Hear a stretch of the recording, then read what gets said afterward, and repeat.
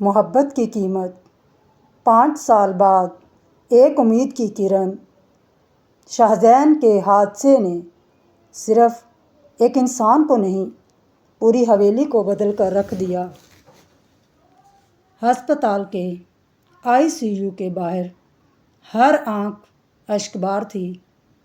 چودھری سکندر جو کبھی اپنی ضد پر فخر کیا کرتا تھا اور بے دھڑک ہو کر فیصلے کیا کرتا تھا، آج مسجد کے فرش پر سجدے میں گرے صرف ایک ہی دعا مانگ رہے تھے: یا اللہ، میرے بیٹے کو زندگی دے دے، مجھ سے بہت بڑا گناہ ہو گیا ہے۔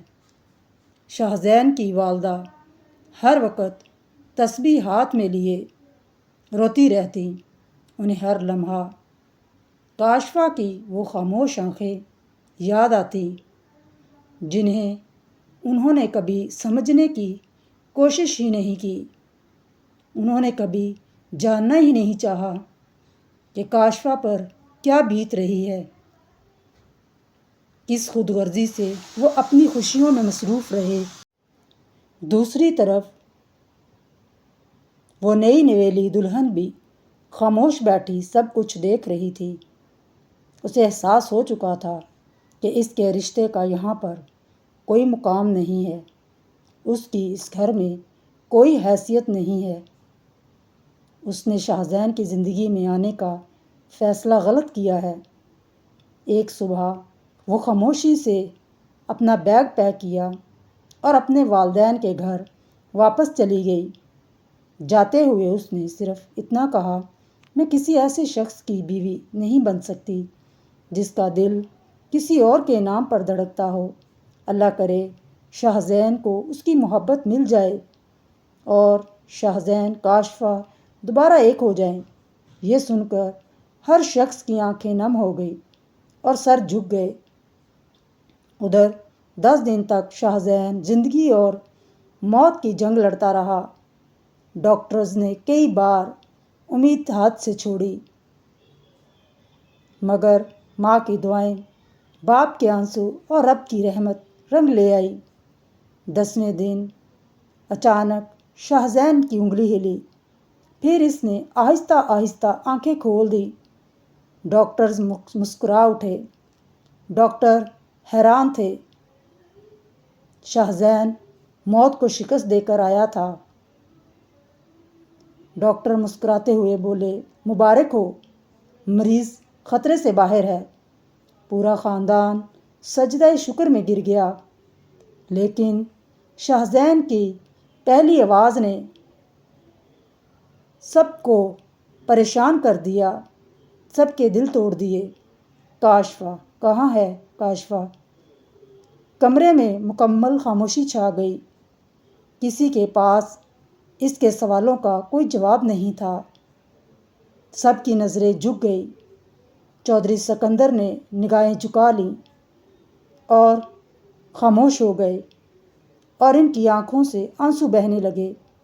بیٹا، ہمیں معاف کر دو، ہم نے اسے تلاش کرنے کی بہت کوشش کی، پر ہم اسے نہیں ڈھونڈ سکے۔ یہ سن کر شاہزین کی آنکھوں سے آنسو بہہ نکلے۔ اس نے اپنا چہرہ دوسری طرف موڑ لیا، کیونکہ ان باتوں کا جواب تو شاید اس کے اپنے پاس بھی نہیں تھا۔ اسے اندازہ تھا کہ اس نے کاشفا کے ساتھ کس قدر زیادتی کی ہے۔ اب اس کے پاس رونے کے علاوہ کچھ بھی باقی نہیں بچا۔ چند دن بعد ڈاکٹرز نے اسے گھر منتقل کرنے کی اجازت دے دی۔ حویلی تو وہی تھی، لیکن اب وہاں پہلے جیسی رونق نہیں تھی۔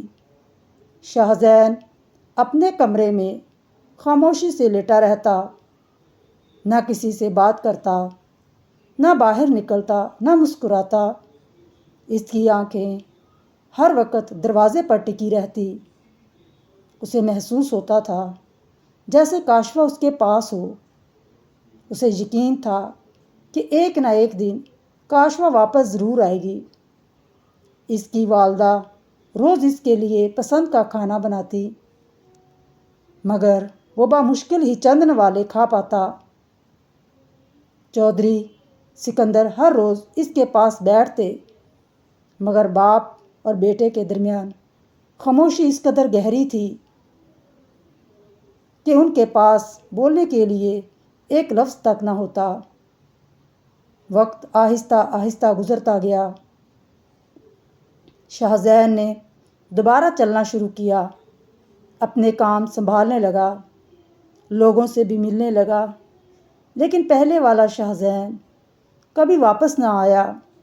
اس کی ہنسی کہیں کھو چکی تھی، اس کی آنکھوں کی چمک بجھ گئی تھی، اس کے دل میں ایک خلش تھی، اور وہ دن رات ایک ہی بارے میں سوچتا کہ کاشفا کہاں گئی؟ کیا کاشفا زندہ ہے؟ یہ کاشفا اسے دوبارہ ملے گی؟ یہ سب سوال سوچ سوچ کر وہ دن رات پاگل ہو جاتا۔ یوں 5 سال گزر گئے۔ ایک دن شاہ زین اپنے دفتر میں خاموش بیٹھا کچھ فائلیں دیکھ رہا تھا کہ اچانک اس کا موبائل بج اٹھا۔ اسکرین پر اس کے دوست احمد کا نام تھا۔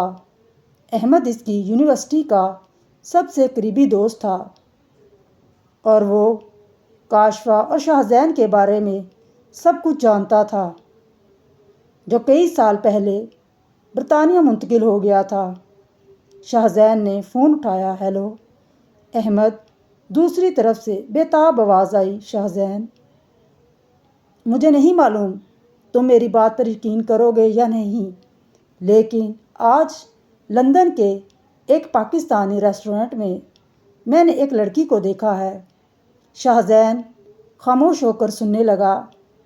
احمد نے گہرا سانس لیا اور کہا، شاہ زین، وہ لڑکی بالکل کاشفا جیسی تھی۔ نہیں، مجھے یقین ہے وہ کاشفا ہی تھی۔ یہ سنتے ہی شاہ زین کے ہاتھوں سے موبائل گر گیا۔ 5 سال بعد پہلی بار کوئی امید کی کرن جاگی تھی۔ کاشفا کا کوئی سراغ ملا تھا۔ اس کے بجھے ہوئے دل میں امید کی ایک ننھی سی شمع روشن ہوئی۔ کیا واقعی کاشفا زندہ ہے؟ کیا 5 سال بعد محبت دوبارہ ملنے والی ہے؟ یہ قسمت ایک بار پھر شاہ زین کے ساتھ کوئی نیا کھیل کھیلنے والی ہے۔ ناول جاری رہے گا۔